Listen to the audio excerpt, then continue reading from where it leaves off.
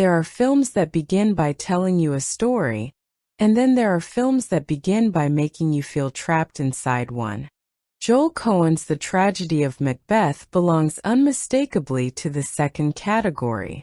Before Denzel Washington speaks a single word, before Frances McDormand enters the frame, before we understand exactly what Scotland looks like in this version of Shakespeare, the film gives us something stranger. Fog, emptiness, a crow, and a world that seems to have forgotten how to breathe. The image is almost violently simple. Black and white consumes everything. There is no comfortable historical landscape stretching toward the horizon. No lush medieval countryside designed to make the past feel picturesque. Instead, there are walls, shadows, white skies, distant shapes, and an atmosphere so thick that the world itself seems diseased. Then the crow becomes something else. One bird becomes another image and another, until the weird sisters seem to emerge from the same darkness that surrounds the characters. It is an opening that immediately destroys the assumption that Shakespeare has to be presented as respectable, dusty, or academically distant. This Macbeth is not interested in making the tragedy feel old. It wants to make it feel immediate. And that is why the most useful way to understand Joel Coen's film is not as a traditional historical epic, but as a psychological horror story in which the monster is not hiding in the forest. The monster is already inside Macbeth. The witches do not create his ambition. They expose it. The crown does not make him paranoid. It gives his paranoia something to protect. And the blood does not simply stain his hands. It stains every moment that comes afterward. In that sense, the tragedy of Macbeth almost resembles a slasher movie stripped of conventional spectacle. There is a killer, there are victims, there are increasingly brutal deaths, and there is an atmosphere of inevitable pursuit. But the thing pursuing Macbeth is guilt. It cannot be stabbed, negotiated with, or locked outside a castle. It follows him into bedrooms, banquets, corridors, dreams, and finally into the silence of his own mind. Listen closely to the opening. The film does not need a thunderous musical announcement to tell us that something terrible is coming. It can use the smallest sounds instead. A drop of water. A distant bird. Footsteps striking stone. A breath held just a fraction too long. A heartbeat that seems to exist somewhere beneath the dialogue. That restraint becomes frightening because silence creates space for imagination. The less the film explains, the more the audience begins to fill the darkness with its own expectations. And Shakespeare's tragedy becomes something almost claustrophobic. Macbeth thinks he is moving toward greatness, but every step toward the throne makes the walls close in around him. That contradiction is the central nightmare of this film. The crown promises an open future, yet everything Macbeth gains makes his world smaller. And that is where our journey through the tragedy of Macbeth begins, because this adaptation becomes far more fascinating when we stop treating its visual style as decoration and start treating it as psychology. Almost every major image has been designed to communicate something about the people trapped inside it. Shadows do not merely make the castle look ominous. They fracture faces, divide bodies, and suggest minds that are splitting under pressure. Doorways do not simply connect one room to another. They become geometric frames around isolated figures, almost like tombs waiting for bodies. Blood is not merely evidence of murder. It becomes a visual record of memory, an accusation that cannot be erased by washing. Even the fog has a psychological function. It obscures the road ahead in exactly the same way ambition obscures consequences. Throughout the film, characters are constantly surrounded by spaces that look larger than they are. Yet they never seem free. That paradox will become especially important When we look at the production design created by Stephen Deschamps, and the way the filmmakers constructed an entire world on sound stages, what appears to be Scotland is actually something much more artificial, much more controlled, and much more theatrical. That artificiality is not a limitation. It is the point. Joel Cohen is not trying to convince us that we have physically traveled back into medieval Scotland. He is building a nightmare version of Scotland that exists inside Macbeth's imagination. And once you see the film that way, even its most unusual choices begin to connect. The 1.37:1 frame feels narrow because Macbeth's emotional world is narrow. The stark walls feel unnatural because his pursuit of power has violated the natural order. The older faces of Denzel Washington and Frances McDormand change the meaning of their ambition because these are not young people impatient to begin their lives. They are people who can feel time behind them. Their desperation is not simply about gaining something. It is about fearing that there may not be enough time left to gain it. That changes everything. It makes Macbeth's obsession with legacy more painful, Lady Macbeth's manipulation more complicated, and the prophecy more dangerous. So as we move through the story, we are going to look beyond the familiar plot of murder, prophecy, betrayal, and revenge. We are going to examine why this version feels so different even though the words are centuries old. We will follow Washington's transformation from a respected warrior into a frightened tyrant, and McDormand's movement from apparent control into psychological collapse. We will examine Kathryn Hunter's extraordinary physical transformation into the Weird Sisters, the unsettling ambiguity of Ross, and the moral clarity of Macduff. We will decode the crows, the fog, the water, the shadows, the geometric architecture, and the recurring stains of blood. We will also look at Carter Burwell's minimalist soundscape and Bruno Delbonnel's monochrome cinematography, because in this film what we hear and what we do not hear can be just as important as what we see. Most importantly, we will ask why a story written more than 400 years ago can still feel painfully modern. Because Macbeth is not ultimately a story about medieval kings. It is a story about what happens when human beings become terrified of their own limitations. It is about ambition when ambition becomes insecurity. It is about power when power becomes paranoia.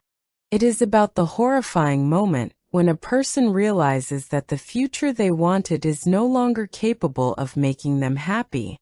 And if you have ever felt time moving faster than you expected, if you have ever wondered whether your best years are behind you, or if you have ever watched someone destroy what they already possessed because they were terrified of losing what they might someday have, then Macbeth is not ancient at all.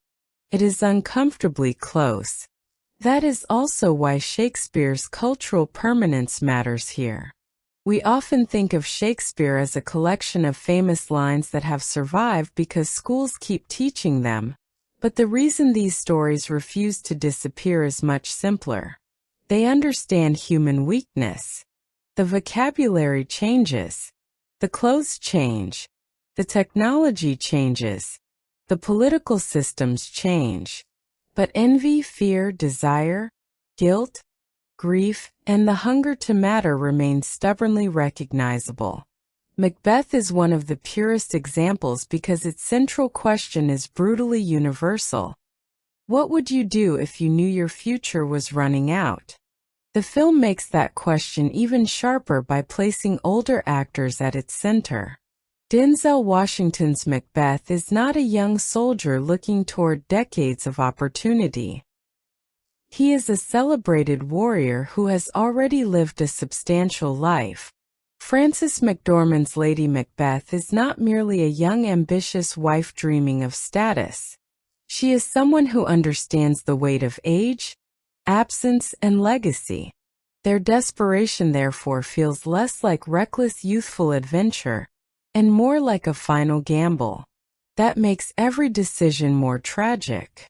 When Macbeth hears that he may become king, the prophecy does not simply offer him power. It offers him proof that his life still has another chapter. The temptation is therefore psychological before it is political.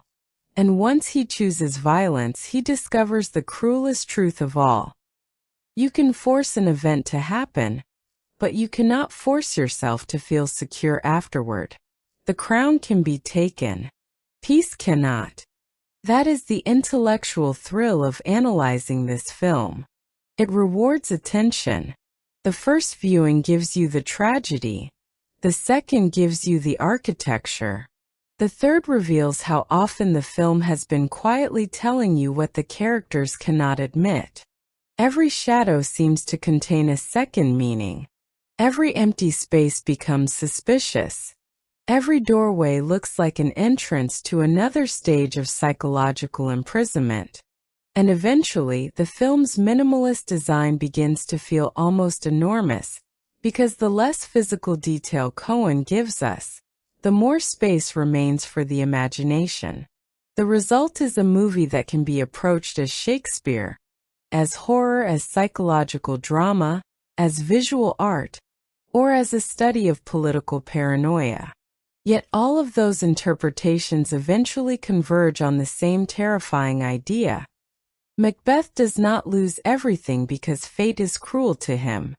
He loses everything because he mistakes the possibility of power for the possibility of control. To understand why that idea feels so precise in Coen's hands, we have to go back to the film's unusual origin. The Tragedy of Macbeth was Joel Coen's first feature as a solo director. Without Ethan Coen beside him, that fact could easily become a piece of trivia. But in this case it is useful because the film feels like a concentrated expression of the visual and dramatic instincts that had always existed within the Coen brothers' cinema. The brothers had spent decades moving between dark comedy, crime stories, absurdism, Americana, and philosophical tragedy. Joel's first solo film could have been an opportunity to reproduce that familiar identity by himself. Instead, he moved toward one of the oldest dramatic texts in the English language. The choice sounds surprising until you consider what Macbeth actually offers a filmmaker. It is filled with paranoia, dark humor, violence, bizarre personalities, moral ambiguity, and characters behaving with terrifying irrationality. Beneath its formal reputation, Macbeth has always contained some of the qualities associated with Coen's storytelling. The world is strange. Fate seems arbitrary. People convince themselves that they understand forces much larger than themselves. Violence creates consequences that nobody can fully control. And sometimes the darkest moments are made more disturbing because they contain something almost absurd. The difference is that Coen removes much of the comedic cushioning. Here the nightmare gets to remain a nightmare. Frances McDormand played an important role in making that possibility real. Her interest in Shakespeare and her desire to explore Lady Macbeth helped push the project toward the screen. Rather than treating the play as untouchable literary material, the filmmakers approached it as something that could be radically cinematic. That distinction matters. A stage play depends on the relationship between performer and audience, with physical limitations that can become creative strengths. Cinema has the opposite temptation. It can show anything. It can travel across landscapes, cut between locations, create enormous battles, and fill the frame with historically accurate detail. Coen deliberately refuses much of that freedom. Instead, he builds confinement. The entire film was shot on soundstages in Los Angeles, allowing the filmmakers to control light, atmosphere, architecture, and perspective with extraordinary precision.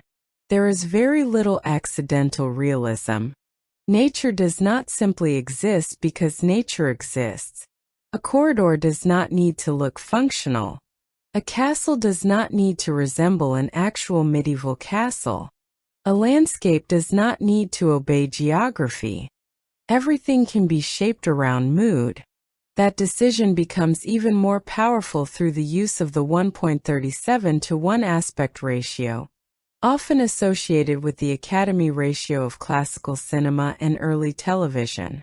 On a modern screen, the frame can initially feel almost square, especially compared with the wide formats audiences have become accustomed to. But the effect is psychologically immediate. Characters have less horizontal breathing room. Empty space rises above them. Walls seem taller. Doorways become more prominent. Figures appear enclosed rather than released into a landscape. In a conventional historical epic, wide framing might communicate the scale of kingdoms and armies. Here, the narrow frame communicates the scale of a mind collapsing. Macbeth can become King of Scotland, but the film rarely allows him to visually occupy Scotland. He is trapped inside rooms, corridors, chambers, and abstract exterior spaces. The kingdom exists, but it feels unreachable. The frame itself becomes a cage. The soundstage approach also allows cinematographer Bruno Delbonnel to treat light almost like architecture. Instead of relying heavily on natural light, the film creates its own weather, its own shadows, and its own sense of time. Fog can arrive exactly when needed. A background can disappear into white. A face can be cut in half by darkness. A character can enter a doorway and seem to cross from one psychological state into another. The result is a world that feels physically impossible but emotionally precise. This is one of the film's defining contradictions. It is artificial in construction but deeply truthful in feeling.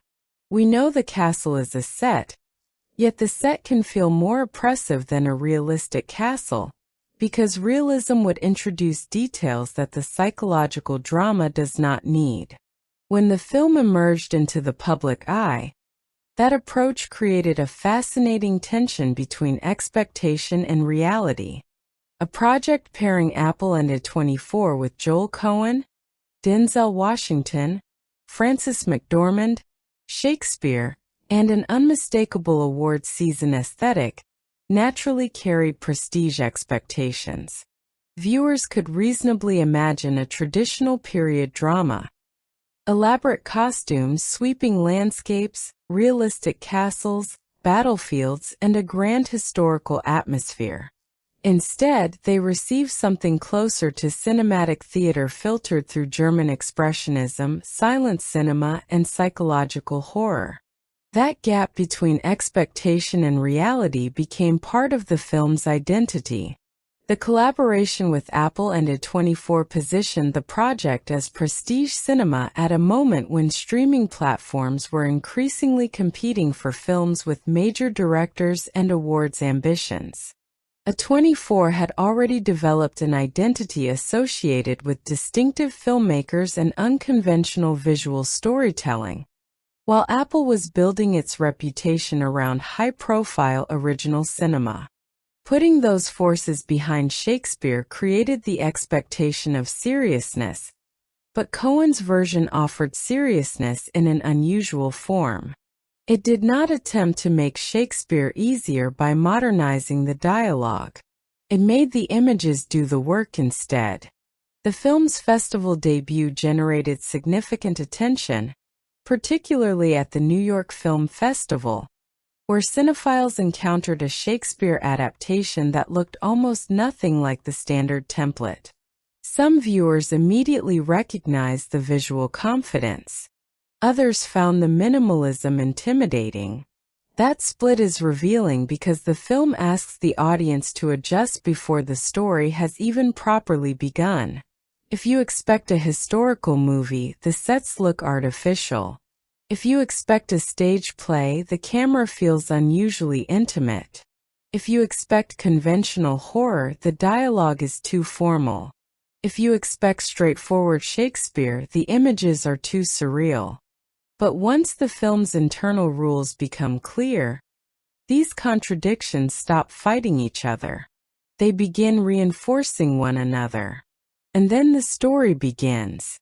Macbeth and Banquo emerge from battle as victorious warriors, but the film does not celebrate their victory with the grandeur we might expect. Instead, they move through an environment of fog and emptiness. The world seems drained of color because color itself would almost be too comforting. Black and white transforms the battlefield into something abstract. There is no heroic palette separating good from evil. There is only light and darkness, and both can contain danger. Macbeth has won a war, but he does not look like a man who has discovered the meaning of victory. He looks tired. That detail becomes increasingly important because this is a Macbeth defined by weariness. His body carries the history of violence before his mind begins consciously planning more violence. Then the weird sisters appear. Kathryn Hunter's performance is one of the film's most unforgettable achievements because she does not play the witches as three conventional elderly women standing beside a cauldron. Her physicality turns the prophecy into something almost biologically unnatural. The body bends, twists, multiplies, and seems to move according to rules that ordinary human beings do not possess. At times, one figure appears to become several. The voice seems to emerge from somewhere between a human throat and an animal cry. The effect is disturbing because the witches feel less like characters and more like manifestations of the world's hidden logic. They tell Macbeth that he will become Thane of Cawdor and eventually King of Scotland. Banquo receives his own prophecy. His descendants will become kings, even though he himself will not. The crucial difference is that Macbeth hears a future centered on himself, while Banquo hears a future that extends beyond himself. Macbeth becomes obsessed with the first possibility. Banquo remains wary of the source. This is where the tragedy begins, because the prophecy does not actually tell Macbeth to kill anyone. It gives him information. Everything else comes from him. That distinction is essential. If the witches had commanded murder, Macbeth might be easier to excuse as a supernatural victim. Instead, they merely open a door. Macbeth chooses to walk through it. Soon enough, part of the prophecy appears to come true when Macbeth is named Thane of Cawdor. The impossible becomes plausible. And once plausibility enters his mind, ambition gains a physical shape. He begins to wonder whether the crown might truly be waiting for him. Yet his first response is not simple joy. It is anxiety. He knows what kingship means, and he knows that Duncan currently occupies the throne. Macbeth's conscience is already active. The tragedy is not about a good man suddenly becoming evil. It is about a morally aware man discovering that he can override his own morality. King Duncan enters the story as a figure of trust and legitimacy. He praises Macbeth for his loyalty, rewards him, and eventually names his son Malcolm as Prince of Cumberland, making Malcolm the official heir. To Duncan, this is a political decision. To Macbeth, it becomes an obstacle. The future now has a face. Malcolm is not merely a young prince. He is the person standing between Macbeth and the possibility the witches have awakened inside him. That is why the transition to Inverness feels so dangerous. Macbeth does not have to become a murderer immediately. He could wait. He could allow events to unfold. He could test the prophecy without interfering. But Macbeth is no longer satisfied with possibility. He wants certainty. And the more he tries to control fate, the more violently he destroys himself. Lady Macbeth understands this almost immediately. When she reads Macbeth's letter, the film presents her not as someone shocked by the possibility of power, but as someone who has already been waiting for an opportunity. Frances McDormand's performance avoids the simplistic image of a theatrical villainess barking orders from a dark room. Her Lady Macbeth is quieter, more pragmatic, and in some ways more frightening because she understands exactly how fragile Macbeth's resolve is. She knows her husband has ambition. What she questions is whether he has the courage to act upon it. Her invocation to the spirits is one of the clearest statements of the film's central conflict. She asks to be stripped of qualities traditionally associated with femininity, vulnerability, and compassion, because she believes those qualities are obstacles to power.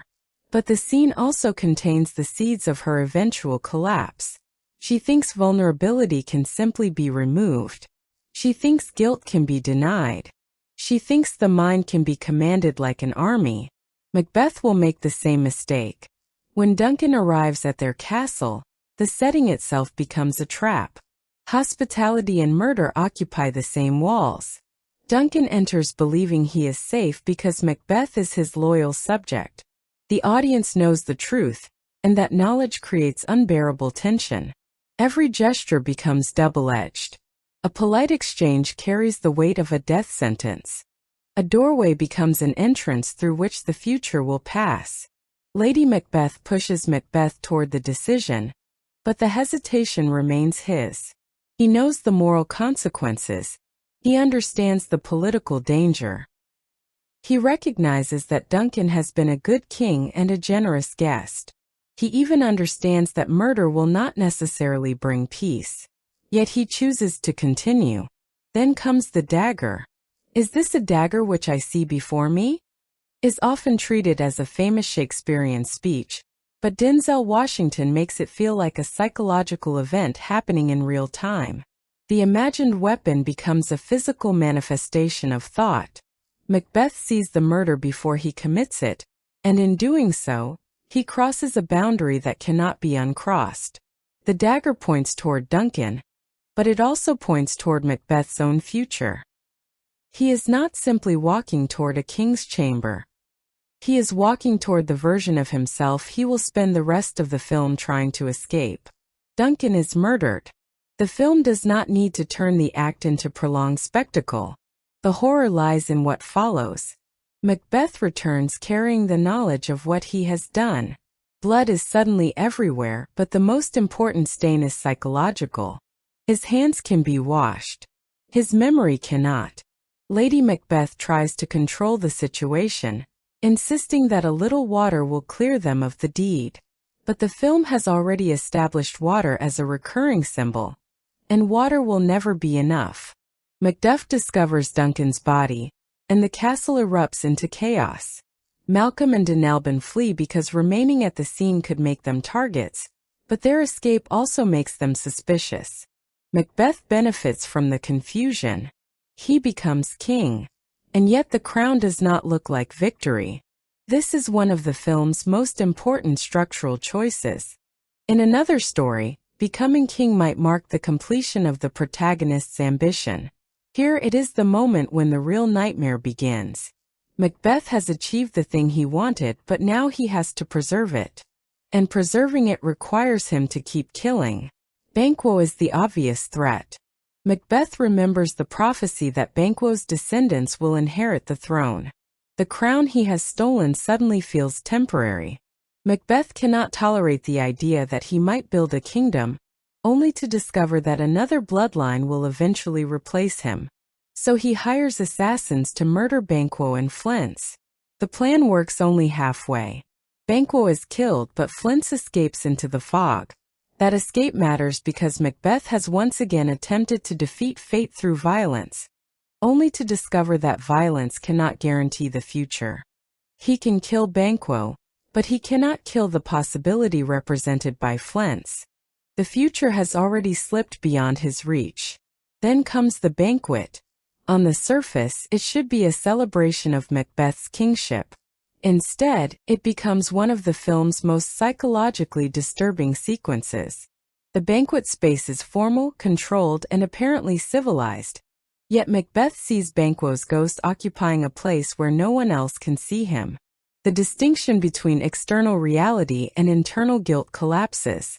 Is the ghost supernatural? Is it psychological? Does the question even matter anymore? For Macbeth, the result is identical. He is terrified. The people around him begin to wonder what is wrong with their king. Lady Macbeth tries to contain the situation, but the balance between them is shifting. Earlier, she was the one forcing Macbeth forward. Now Macbeth is becoming more comfortable with violence than she is. The student is surpassing the teacher. And so Macbeth returns to the Weird Sisters. This time, they provide him with a series of apparitions. An armed head warns him to beware Macduff. A bloody child tells him that no man born of woman will harm Macbeth. Then another vision promises that Macbeth will not be defeated until Birnamwood moves to Dunsinane. The language is technically truthful, but Macbeth hears it as certainty. That is the trap. He does not understand that prophecy can be accurate without being comforting. He hears the words he wants to hear and ignores the ambiguity contained inside them. This is the film's clearest expression of self-deception. Macbeth is not merely being deceived by supernatural forces. He is collaborating in his own deception. Believing himself nearly invincible, Macbeth becomes even more brutal. Macduff has fled to England, so Macbeth turns his violence toward Macduff's family. The slaughter of Lady Macduff and her children represents the moment when Macbeth's ambition has become tyranny without even the pretense of political necessity. Duncan was a rival. Banquo was a potential threat. Macduff's family is vengeance. The distance between ambition and cruelty has disappeared. Meanwhile, Lady Macbeth begins to collapse. Her earlier confidence now looks almost tragic. The woman who once believed blood could be washed away discovers that guilt has its own memory. In the sleepwalking scene, she moves through the darkness as if trapped inside the crime she thought she had mastered. "Out, damned spot," is not simply a famous line delivered by an unstable character. It is the return of everything she tried to suppress. She cannot command her conscience anymore. And perhaps the most disturbing part is that Macbeth is no longer beside her. Their relationship has inverted. They began as conspirators, two people sharing the same secret. They end as isolated prisoners of that secret. Macbeth continues outward, killing and fighting, while Lady Macbeth collapses inward. Her death occurs off-screen, and that choice is devastating precisely because the film refuses to give her a dramatic final spectacle. The woman who once believed herself capable of controlling destiny simply disappears from the story, leaving Macbeth to face the emptiness alone. Then comes the speech about tomorrow. Tomorrow and tomorrow and tomorrow. Denzel Washington delivers the passage not as a grand philosophical performance designed to announce its importance, but as the exhausted realization of a man who has reached the end of meaning. Time, which Macbeth once feared losing, has become meaningless. The future he murdered for has arrived, and it contains nothing. That is the deepest irony of the entire tragedy. Macbeth wanted more time, more legacy, more certainty, more significance. He murdered for the future, only to discover that the future is just another tomorrow, and tomorrow is followed by another tomorrow, until everything becomes empty repetition. Then Malcolm's forces approach. Birnamwood appears to move toward Dunsinane because soldiers carry branches as camouflage. The prophecy was true, but Macbeth's interpretation was wrong. The forest does not literally uproot itself. Human beings move it. Once again, the supernatural prediction does not need to lie. Macbeth simply needed to misunderstand it. The siege tightens. Macbeth fights because fighting is all he has left. He still believes the second prophecy protects him. No man born of woman can kill him. Then Macduff arrives. Their confrontation carries the weight of every murder that came before it. Macduff has lost his family. Macbeth has lost his wife, his allies, his peace, and eventually his belief in the future. When Macduff reveals that he was, from his mother's womb, untimely ripped, Macbeth finally understands that language itself has betrayed his certainty. The prophecy was never a shield. It was a puzzle he was too arrogant to solve. The The fight becomes physical, but the real battle has already been decided. Macbeth dies. Malcolm becomes king. Ross retrieves the crown. And the story does not end with a triumphant celebration. It ends with the uncomfortable suggestion that history will continue, power will change hands, and the machinery of ambition will remain available to whoever comes next. The crown survives its owner. That may be the bleakest joke in the entire film. To understand why Denzel Washington's performance works so powerfully, we have to focus on the question of age. Traditionally, Macbeth can be imagined as a younger warrior whose ambition arrives before his life has fully matured. Denzel changes that equation. His Macbeth looks like a man who has already accomplished much. He has earned respect. He has fought wars. He has survived long enough to become a legendary soldier. So why risk everything now? Because time is no longer abstract.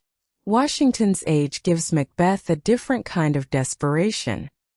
He is not chasing the beginning of a life. He is trying to secure the meaning of the life he has already lived. The crown becomes a final confirmation that his sacrifices mattered. The prophecy becomes seductive because it tells him that there is still a destiny waiting for him. That makes his ambition less childish and paradoxically more tragic. His performance begins quietly.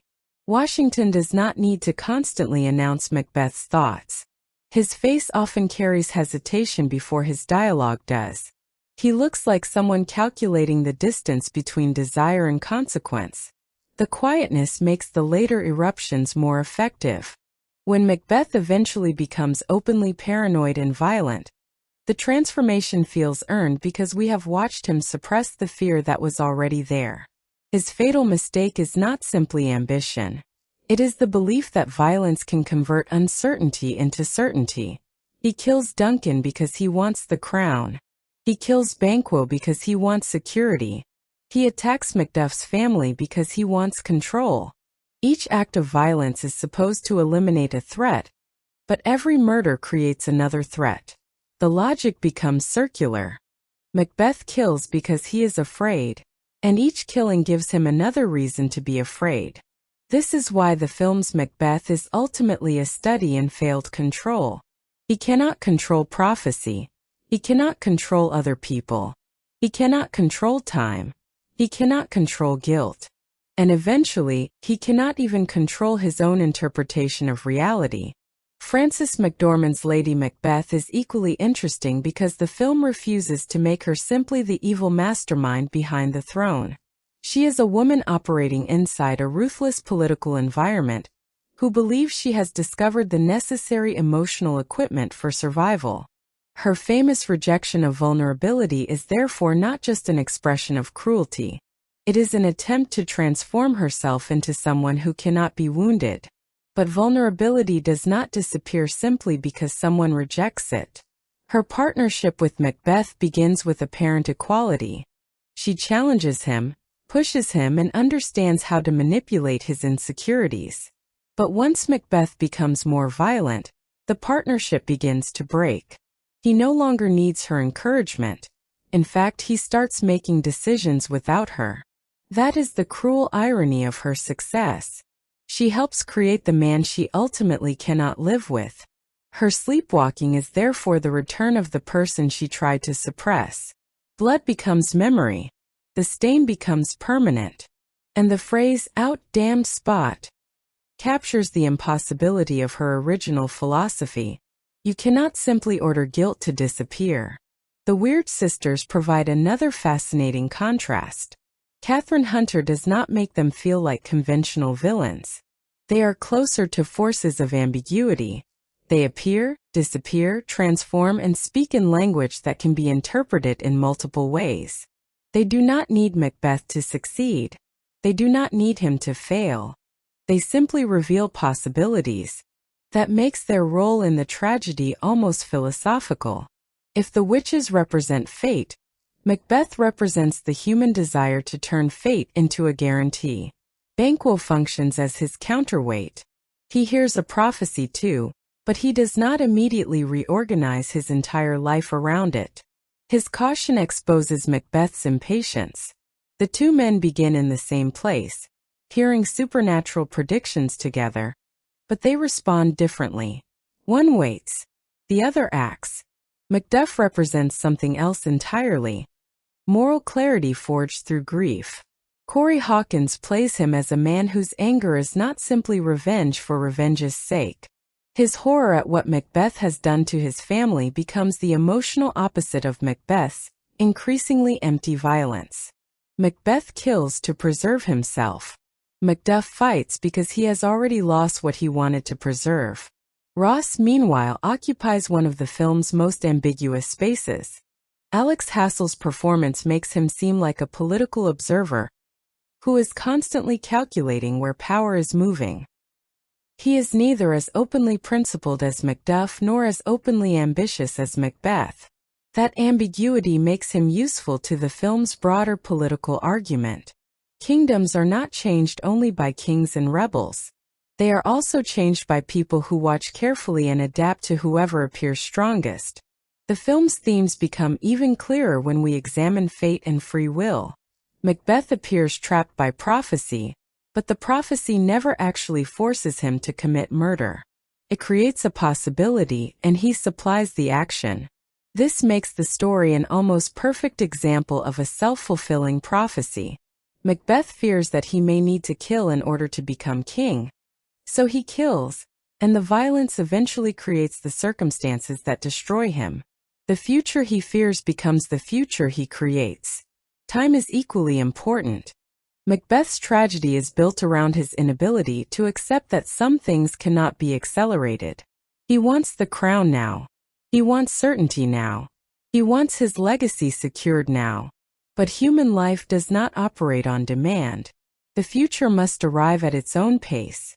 The film turns that impatience into a visual language. The narrow frame constantly compresses space. The shadows compress identity. The architecture compresses bodies. The castle becomes an enormous machine for making people feel small. Power is therefore presented as an empty cage. Macbeth gets the throne, but the throne does not free him. It isolates him. He becomes more powerful politically and less powerful psychologically. The more authority he gains, the fewer people he can trust. Eventually, he is king of a country that wants him dead. The natural world also seems to respond to the corruption of human morality. Fog obscures reality. Birds gather around death. Water becomes associated with guilt and time. Darkness replaces daylight. The world seems to lose its ordinary rhythms because Macbeth has disrupted the moral order. This is where the visual symbolism becomes especially rich. The crows function as harbingers, but they also seem to connect the human world with something more instinctive and predatory. Fog represents uncertainty, but it also creates a world where shapes can appear and disappear without explanation. Water promises purification, yet it cannot erase memory. Shadows suggest fractured identity. Doorways resemble architectural wounds. Characters are constantly framed inside spaces that look less like rooms than graves. The influence of German expressionism is unmistakable. Sharp angles, exaggerated verticals, empty backgrounds, and unnatural geometry make the world feel psychologically distorted. The architecture does not imitate reality. It expresses emotion. That is why the absence of trees and grass matters. In a conventional Macbeth, Scotland might be lush, rugged, expansive, and naturalistic. Here, nature has been abstracted. The characters exist in a world of walls and fog.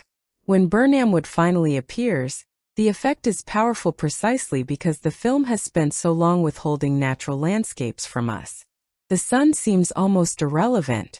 Candlelight becomes precious. Light itself becomes a moral resource. And blood becomes the one visual element that cannot be intellectually explained away. The film's monochrome cinematography makes blood especially fascinating because it cannot rely on bright red to communicate horror. Instead, the audience experiences blood as texture, darkness, movement, and consequence. The lack of color strips away conventional symbolism and forces the viewer to read the physical evidence differently. That connects directly to the film's deeper questions about age, childlessness, and legacy. Macbeth and Lady Macbeth are not simply trying to become powerful. They are confronting the possibility that their power may not continue through them. Banquo's prophecy is devastating because it promises a future lineage, while Macbeth appears obsessed with securing a legacy of his own. The absence of an heir turns kingship into a cruel paradox. Macbeth may possess the crown, but he cannot possess the future. That is why Flint's matters so much. The boy's escape means Macbeth has failed at the very thing he most desperately wanted to control. The future survives him. The final appearance of Ross and the suggestion of Flint's continuing the cycle reinforce the circular nature of violence.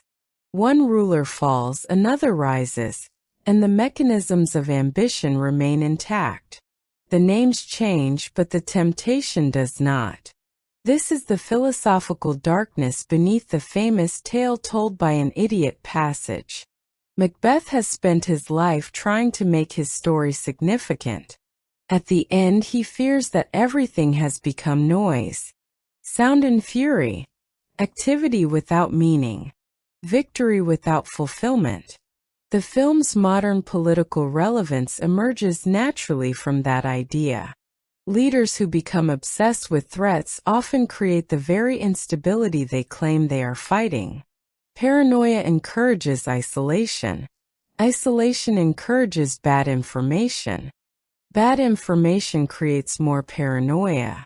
Macbeth becomes a closed political system in which every disagreement looks like betrayal and every potential rival looks like an existential threat. That cycle remains painfully recognizable. The production itself turns these ideas into physical form through Bruno Delbonnel's black and white cinematography. His work is not merely beautiful. Beauty is almost too simple a description. The cinematography creates an entire emotional vocabulary. Silvery highlights can make faces seem carved from stone.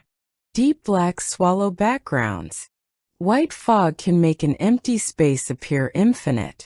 The high contrast means characters can seem to emerge from darkness, rather than merely stand inside it.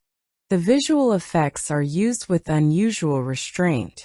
Instead of calling attention to digital spectacle, the film uses effects to support its artificial world. Fog can be extended. Skies can be manipulated. Crows can transform into other shapes. The witch's appearances can become physically impossible without breaking the visual language. Because the sets are already surreal, the digital work feels integrated rather than ornamental. The 1.37:1 frame becomes the final component of this visual trap. The image is almost vertical in its psychological emphasis. Characters can be surrounded by empty space above and below while having very little room to move sideways. The effect resembles a stage, a painting, or even a prison cell. Joel Coen's direction draws from a long tradition of filmmakers who understood that cinema can transform theater without imitating it literally. The influence of F.W. Murnau, Carl Theodor Dreyer, German Expressionism, and Akira Kurosawa can be felt in the use of stark composition, spiritual darkness, sculpted landscapes, and controlled movement. Kurosawa's Throne of Blood is particularly relevant because it demonstrates how Shakespeare can be translated into a radically different cinematic culture without losing the tragedy at its center. But Coen does not simply imitate those influences. He creates a version of Macbeth that feels deliberately stripped down.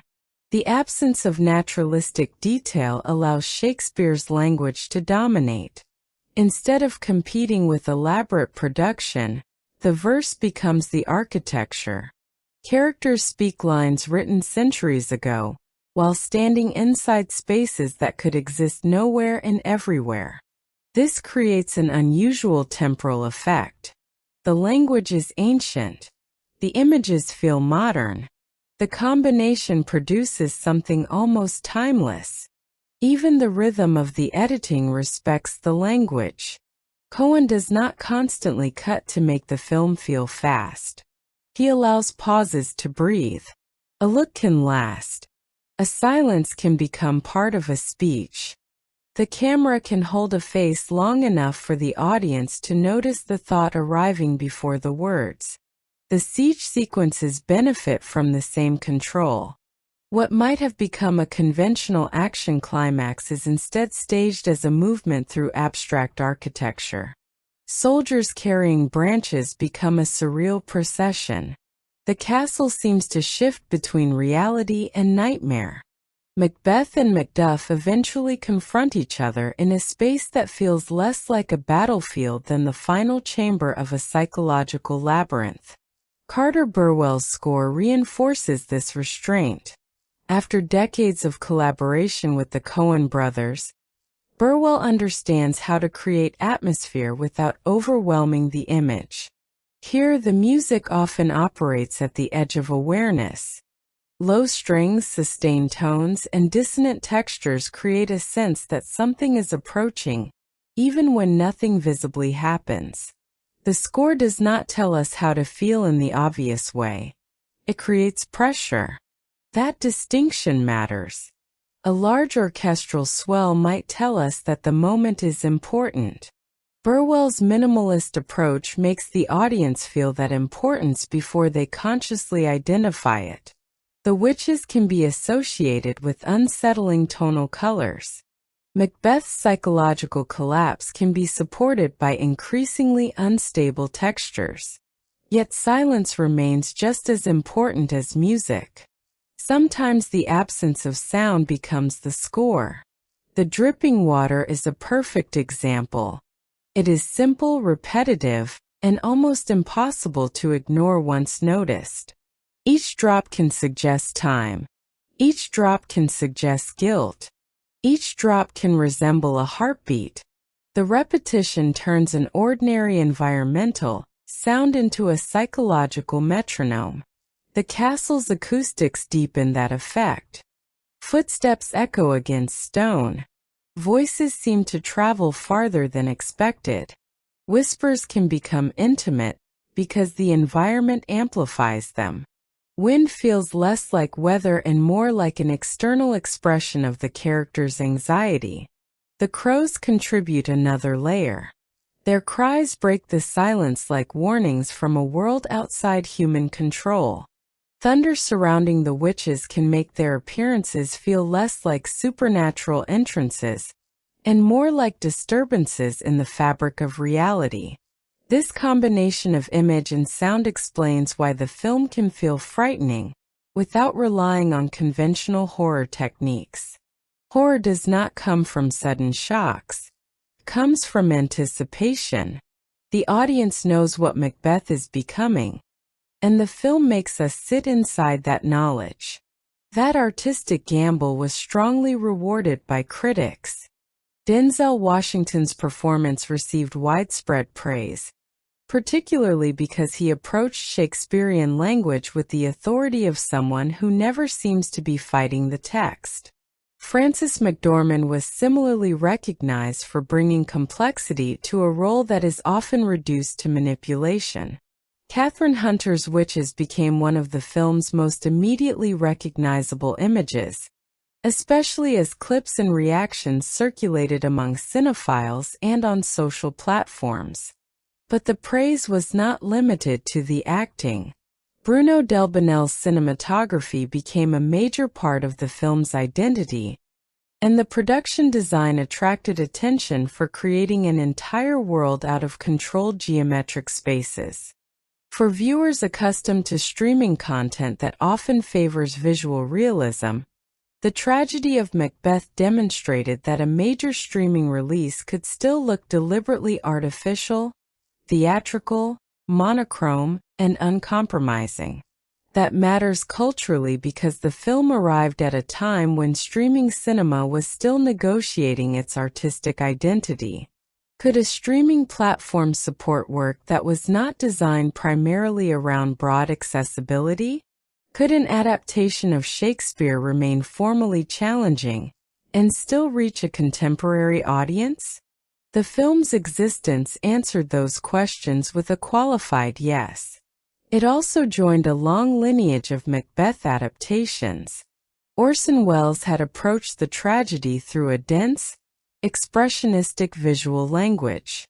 Akira Kurosawa transformed it into feudal Japan with Throne of Blood. Roman Polanski created a much more brutal and naturalistic version. Justin Kurzel later emphasized physical violence and psychological trauma. Coen's version stands apart because it refuses to compete with those films on their own terms. It does not try to be the most realistic Macbeth. It tries to be the most concentrated.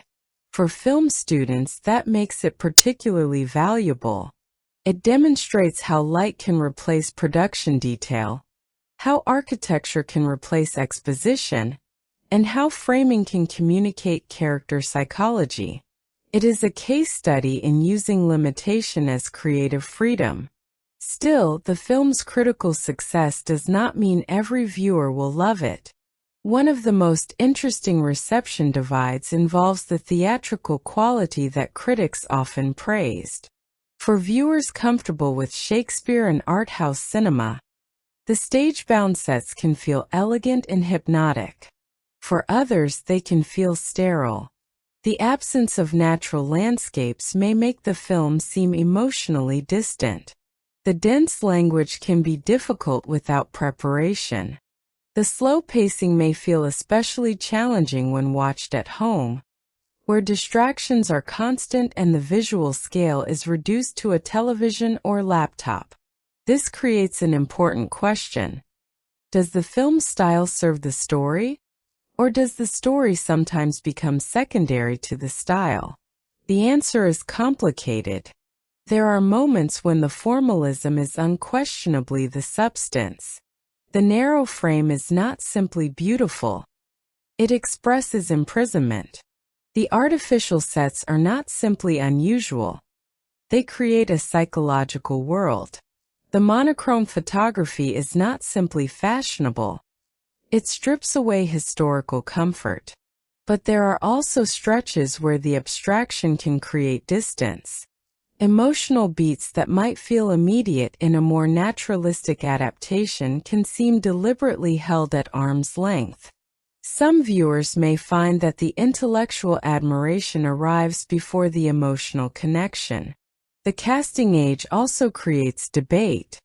Washington's older Macbeth gives the role a unique dimension, but it changes the energy of the tragedy. Traditional versions can emphasize youthful ambition and the possibility of a long future. This version emphasizes the fear that the future is closing. For some viewers, that makes the story richer. For others, it changes the character so significantly that the original emotional rhythm feels altered. The adaptation also compresses Shakespeare's text, removing or shortening material to create a tighter cinematic experience. That is unavoidable to some degree, but every omission changes emphasis. The film is not attempting to reproduce the entire play. It is interpreting it. An interpretation always creates disagreement. Financially, the tragedy of Macbeth also belonged to a different model from conventional theatrical cinema.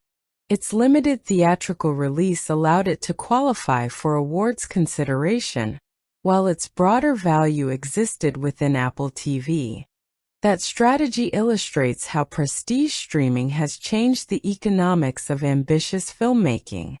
A movie like this does not need to become a massive global box office phenomenon in the traditional sense to have strategic value.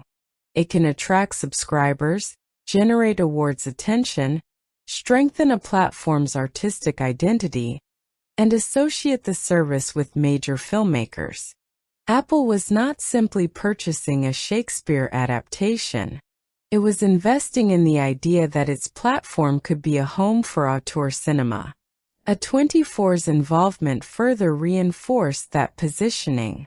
The economics of black and white auteur cinema are unusual because the visual language itself can appear inexpensive even when the production is technically demanding.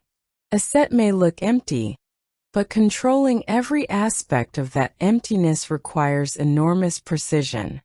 Lighting, construction, effects, camera movement, costume, sound, and post-production must all work together, because there is nowhere for visual clutter to hide mistakes.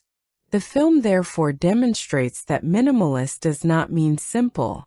In many cases, minimalism is more difficult because every decision becomes visible. The film also strengthened Joel Coen's identity as a filmmaker independent of the Coen brothers' shared brand. Without Ethan, he demonstrated that the distinctive sensibility audiences associate with their work was not dependent on a particular division of labor. The humor may be reduced here, but the fascination with darkness, absurdity, fate, violence, and human irrationality remains. For Apple TV, the project contributed to the broader reputation of the platform as a destination for creator-driven prestige cinema. It suggested that classical literature could still justify serious investment when approached by filmmakers with a strong personal vision. And historically, that may become one of the film's most interesting contributions. The tragedy of Macbeth is not likely to replace Wells, Kurosawa, or Polanski in the cultural memory of Shakespearean cinema. It does not need to. Its contribution is different. It demonstrates what happens when a modern filmmaker refuses to make the past look realistic and instead makes it look psychologically true. Its awards recognition, including multiple Academy Award nominations, reinforced that achievement. Denzel Washington's nomination for Best Actor placed his Macbeth among the most celebrated screen interpretations of the character, while the film's cinematography and production design reflected the strength of its visual construction. But awards are not the most convincing evidence of longevity. The strongest argument for the film's longevity is that it does not depend on contemporary visual trends. It does not need fashionable editing, digital spectacle, or modern slang. Its images are based on geometry. Its performances are based on language. Its tension is based on human fear. Those things age differently. A film tied heavily to a specific technological style can eventually look dated. A film built around composition, light, shadow, performance, and sound can continue to reveal itself. That makes the tragedy of Macbeth unusually rewatchable. The first time you follow the plot. The second time you notice the architecture. The third time you hear the dripping water differently. You begin noticing how often characters are framed behind doorways, how frequently darkness cuts across faces, how the fog obscures transitions, and how the visual world becomes progressively more closed as Macbeth becomes more powerful. The movie is essentially shrinking around its protagonist. And that brings us back to the central question. What makes the tragedy of Macbeth a modern cinematic achievement is not simply that it tells Shakespeare well. It understands what Shakespeare is actually doing. This is not fundamentally a story about becoming king. It is a story about discovering that the thing you thought would complete you cannot complete you. Macbeth believes the crown will solve his uncertainty. It creates more uncertainty. He believes killing Duncan will secure his future. It destroys his future. He believes killing Banquo will protect his legacy. Flint's escapes. He believes the prophecies guarantee his survival. Their ambiguity destroys him. He believes power will make him larger. It makes his world smaller. That is the film's greatest achievement. It turns Shakespeare's tragedy into a visual study of contraction. Every victory reduces Macbeth's freedom. Every murder removes another possible future. Every attempt to control fate makes fate feel closer. And the soundscape understands this perfectly. The water continues dripping. The wind continues moving. The crows continue calling. Time continues. Macbeth does not. Denzel Washington's final performance works because by the end, the character has almost nothing left to protect. The roaring ambition has collapsed into exhaustion. The king is still physically present, but the man who once imagined a glorious future has disappeared. Frances McDormand's Lady Macbeth leaves behind the same lesson from another direction. She believed guilt could be defeated by strength. Instead, guilt waited patiently until strength failed. Their castle, which once represented the possibility of power, becomes a tomb. That is the deeper meaning of the film's architecture. The castle was never freedom. It was always confinement. And perhaps that is why the final movement of the story feels so haunting. Malcolm inherits the crown, but the film does not promise that history has become permanently safe. Another ruler now stands where Macbeth stood. Another future begins. The machinery of ambition remains. The fog does not disappear simply because Macbeth does. And that is where the tragedy of Macbeth leaves us. Not with the comforting idea that evil has been defeated, but with the recognition that the temptation that destroyed Macbeth still exists. The human desire to control uncertainty has not changed. The fear of aging has not changed. The hunger for legacy has not changed. The anxiety that time is running out has certainly not changed. What changes is what we choose to do with those fears. Macbeth responds by trying to dominate the future. The future destroys him. The film's ultimate warning is therefore brutally simple. Ambition without morality can build a magnificent castle. But if every stone is purchased with fear, betrayal, and blood, the castle eventually becomes a tomb.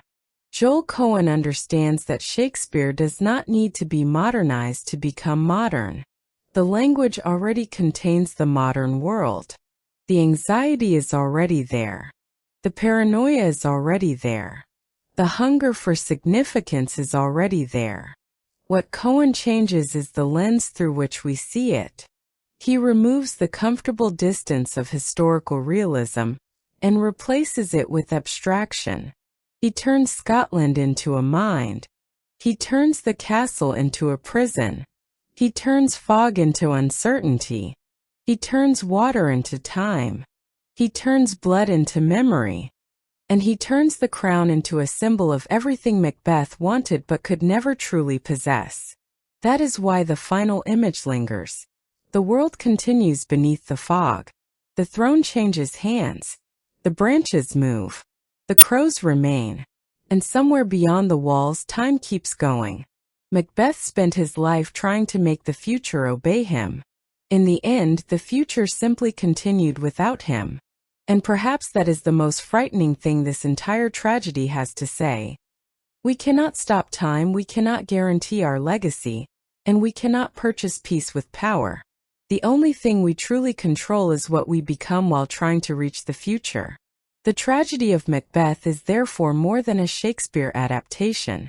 It is a warning about the seductive illusion of control, presented through one of the most striking visual languages of modern cinema. Its cinematography is extraordinary. Its production design is precise. Its sound design is haunting. And its lead performances give the old words a deeply human exhaustion. Its coldness can occasionally create emotional distance.